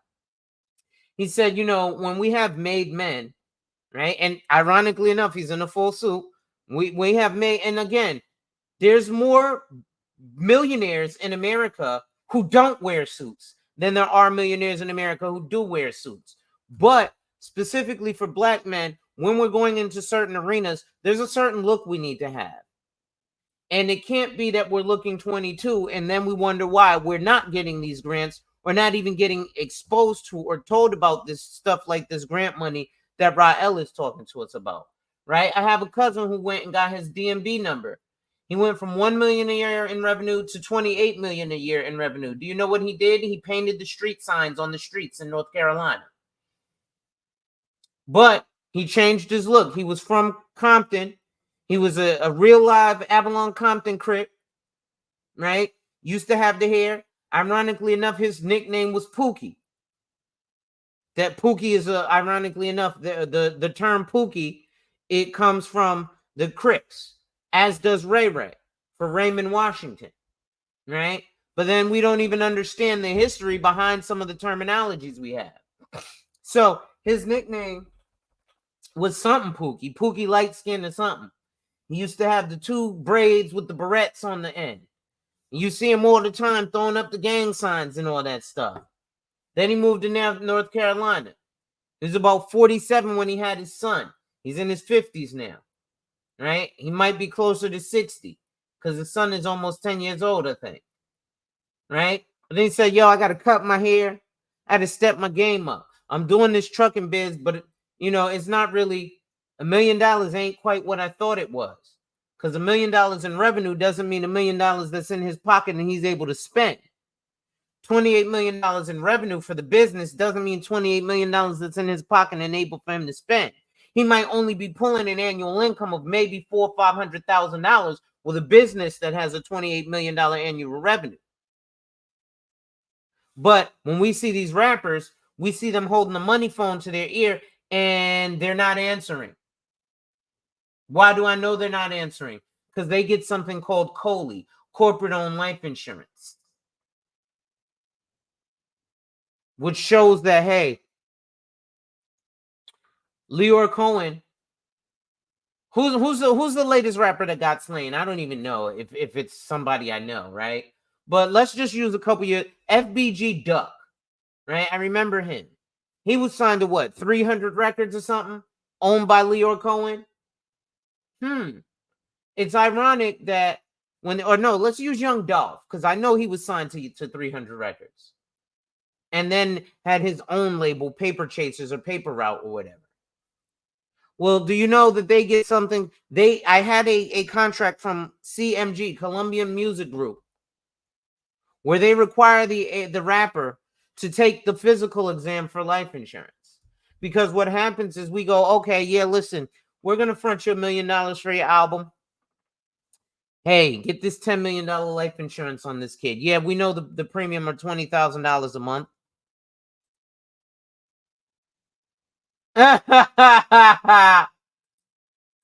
Yo, right, L be killing me. But so yeah, we know the premium is $20,000 a month. If his album goes double wood, knock him off. You notice how a lot of these guys get knocked off between September and early December. That happens to be corporate tax filing season. So now, Young Dolph album goes double wood. We just gave him $5 million so he could go buy a Lamborghini. All that stuff, the Lamborghini's in the house, none of that is in his name. It's all in the label's name. Now, we're like, you know what? This album did double wood. We tired of this investment, but we don't want to spend the money because he signed a contract. Ring, ring. Hey, Mr. Hitman, $100,000, take him out. Wire you the money right now. Well, why are you half now and why are you half when it's done? Let me go buy a face mask that makes me look like a black man who's a hater. Let me put on some black gloves and a hoodie. Pop, pop, pop. Oh my God. This young rapper, Young Dolph, who was talking about, I sell dope, I fuck hoes, I kill niggas, I sell dope. He was so positive. I'm gonna make sure that when I die, my son's a rich little bastard. He didn't have any life insurance. I told y'all I know personally somebody who's close friends with Mo 3. Do y'all know who Mo 3 is as of today? The guy who got taken out on the highway in Texas in 2020? Right? We knew about him when he was hot. But 4 years later, don't nobody remember who Mo 3 is. The big guy from Texas right now is Big X the Plug. Right? Now, Big X the Plug was out when Mo 3 was out, but wasn't nobody listening to Big X the Plug. But now Big X the Plug is the big thing. I'm out here getting it. I was out there moving them chickens. We don't own criminality. We don't even own the gangster lifestyle. You know who owns the gangster? It's not MS-13. It's 18th Street Gang, a Mexican gang, followed by MS-13, followed by NF-14, Nuestra Familia, or Norteños. And you don't think that they're thinking hundreds of years into the future? The guys in the Norteños and Serranos, they have a plan to go to prison for life. Because that's where you become a shot caller. Right? So these rappers, these rap labels get an insurance policy on the rapper, knock them off between September and December, get all these millions of dollars back because they bought a $10 million life insurance policy on him. Not for his family, but for the company. And none of us are none the wiser. Free Young Dolph, or rest in peace, Young Dolph. Rest in peace. What's the other one? What's I can't even think of the guy's name. Rich Homie Quan. Rich homie, yeah. Now he passed on some different circumstances, and I'm not trying to diminish what these brothers are doing because getting into the entertainment industry ain't easy either.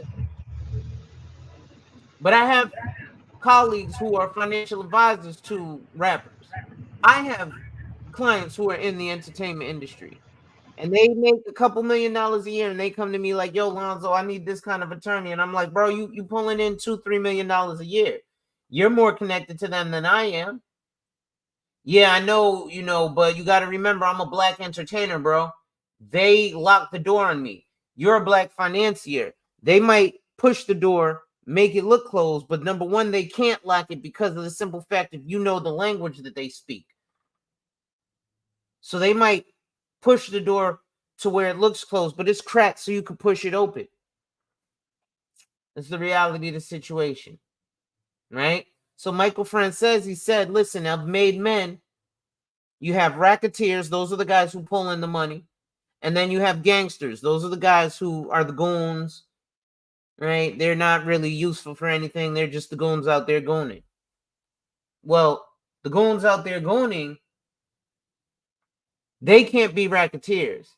But racketeers have to be gangster because they might be called upon to do something, right? But when they're called upon to do something, their level of gangster is, let me go get one of these gangsters out here to go get his hands dirty so my hands never get dirty. I don't touch product.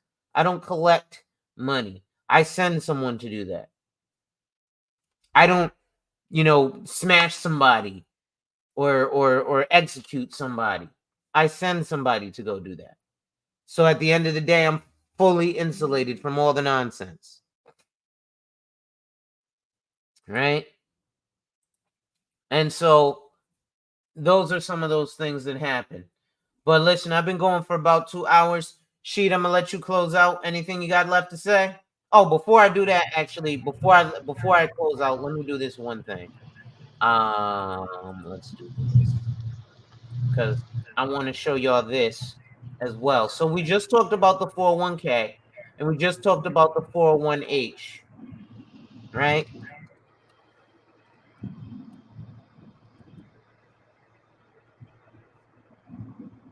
Does anybody know that their company can also get a 412E3 plan? This is a defined benefit plan. So this is basically a pension that are funded exclusively with life insurance and annuities. They aren't subject to the minimum funding requirements. Right? Now, let's not look at somebody who sells it, Port and Brown Hoard. Let's look at www.irs.gov, right? To look at the 412E plan, right? So this issue snapshot discusses requirements applicable to fully insured plans under IRC section 412E, right? The IRS issued guidance in 2004 and 2005 to stop abuses involving the use of certain specifically designed life insurance policies and retirement plans. Wait a second. So you mean that all these Wall Street cats, oh, nah, life insurance is garbage. Yeah, of course life insurance is garbage. Just like if I'm selling cocaine, I'm going to tell you the guy's cocaine down the street is garbage because I don't want you buying his shit. I want you buying mine. Right? So, what are these? These are all internal revenue codes. IRC 72, IRC 402, IRC 404, IRC 411, IRC 412, IRC 412E3, IRC 6707, Treasury Regulation 1.72, Treasury Regulation 1.83. These all have to do with insurance. Let's just look at before the PPA of 2006, the Pension Protection Act, these plans were known as 412I plans, 412 insurance plans, and were established pursuant to the rules of IRC Section 412I. The former IRC Section 412I provisions were retained under the Pension Protection Act of 2006, but were relocated to IRC Section 412E3, effective for plan years beginning after December 31st, 2007. Right? So, IRC Section 412E plans are exempt from the minimum funding rules of IRC 412 pursuant to IRC Section 412E2B. So, to qualify as an IRC Section 412E3 defined benefit plan, a plan must also satisfy the following. The plan must be funded exclusively by the purchase of a combination of annuities and life insurance contracts, or at least individual annuities. So why are all these investment folks on Wall Street telling you, oh, yeah, no, get a 401k, put the investment risk on you. Don't put the investment risk on my firm. Don't put the investment risk on your company. You take all the investment. You have no idea how the investment. Imagine if I went to go get my house renovated, and the guy who was renovating the house said, okay, you go ahead and you buy all the bricks, right? You go specifically to the store and buy the bricks, not, hey, buy this kind of brick for this kind of structure. Nah, go buy the bricks and we'll build it, right? Go buy this and we'll build it, right? And you buy plywood, but you need, I don't know what kind of wood is it. You need some kind of what's a wood that's built for sturdy oak wood, right? Or oak tree or fern, or better yet, bamboo, right? You need bamboo for this job because bamboo is extremely structural hard and so on and so forth. But he just puts it all on you and says, hey, whatever wood you buy, I'll build the structure for you. I'll build your porch, right? And you go buy thin plywood, right?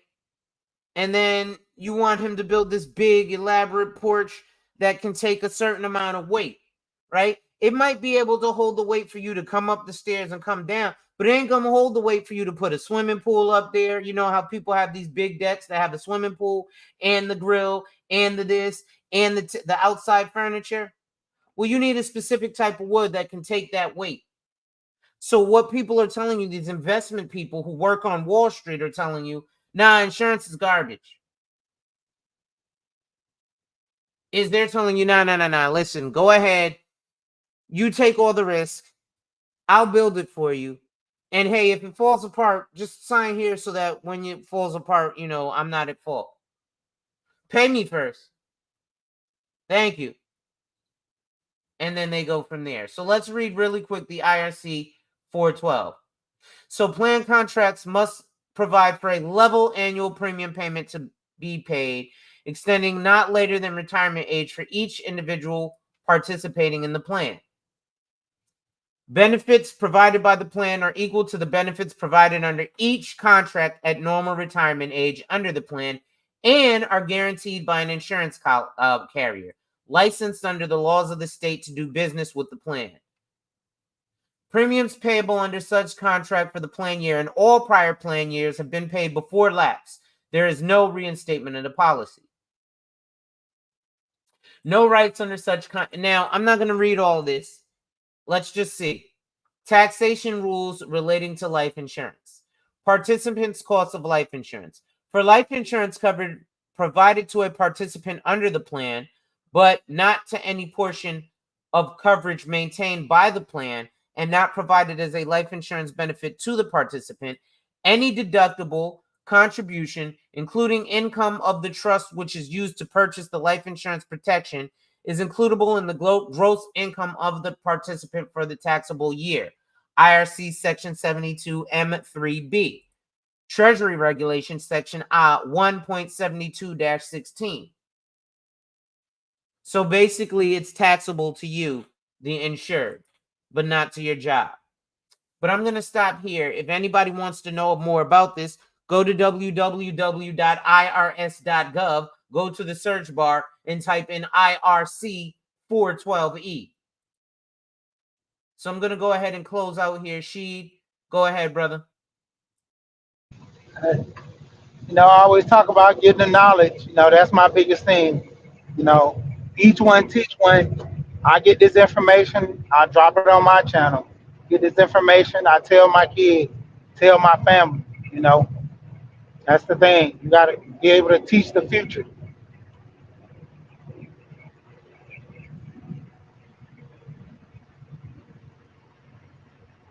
You're on mute. I was letting you cook, bro. Oh no, I'm just going. That's quick because you about to get off. All right. Well, ladies and gentlemen, it's your boy, the insurance junkie, your fiduciary fellow, the all-star advisor, your social media insurance broker. And I think I just cooked today. I really think I cooked today. And so, what I'd like, ladies and gentlemen, if you found some value in this content, make sure you like, share, subscribe. If you feel so inclined, my Cash App is going across the bottom of the screen. I see folks Cash App and folks are talking about a lot of this nonsense, right? No disrespect, but I was over at Roger's channel. It's folks over there dropping Cash Apps where all he's talking about is stuff that really can't be changed, stuff that really can't have an impact on your life, right? I see folks over at least at Dr. Dunbar's channel. He's talking about stuff that has an effect on your life. I don't see folks Cash Apping him, right? And now I'm not begging for it. I'll trust me, I'll be fine without it. But just realize that when you put your money somewhere, you're telling the world what you actually care about, right? So just think of that. That's going to be it for today, ladies and gentlemen. Wipe ass. Work in progress every day and see success. And remember, folks, when people challenge you, they don't challenge you to challenge you, but they challenge you to challenge you. Accept the challenge. Salute. Hello.